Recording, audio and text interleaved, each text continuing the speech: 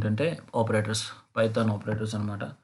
So, పైథాన్‌లో ఎటువంటి operators ఉన్నాయి? అసలు ఆపరేటర్స్ అంటే ఏంటి?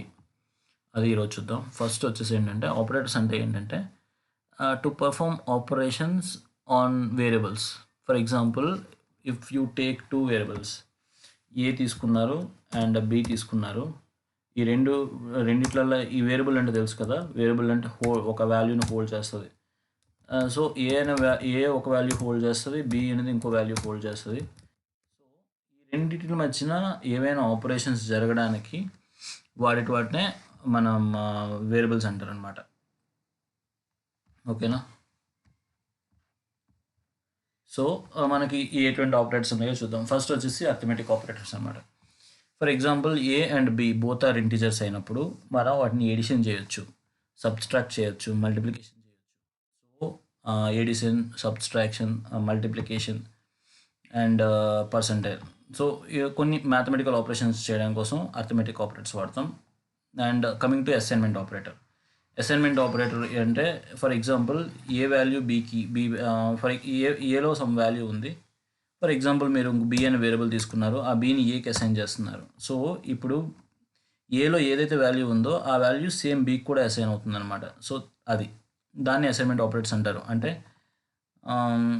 యా ఇవి equal to, plus equal to, minus equal to. So, ఏదైతే దాంతోపాటు మనం అర్థమెటిక్ ఆపరేషన్స్ కూడా చేయొచ్చు. సో, దాని డీటెయిల్డ్ వీడియో మనం తర్వాత చూద్దాం.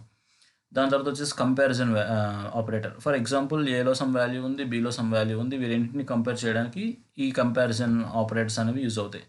అందులో మెయిన్ ఏంటంటే double equal to or not equal to, greater than, less than or equal to, greater than or equal to. ఇవి మనం ఎక్కువగా వాడుతాం కంపారిజన్ ఆపరేటర్స్లో. Coming to logical operators, and or not. And రెండు వాల్యూస్ ట్రూ అయితే అప్పుడు and అది true అవుతుంది అనమాట అండ్ వాడితే. If A is true and B is true, మనం మధ్యలో అండ్ వాడామనుకోండి అవుట్పుట్ కూడా ట్రూ వస్తుంది.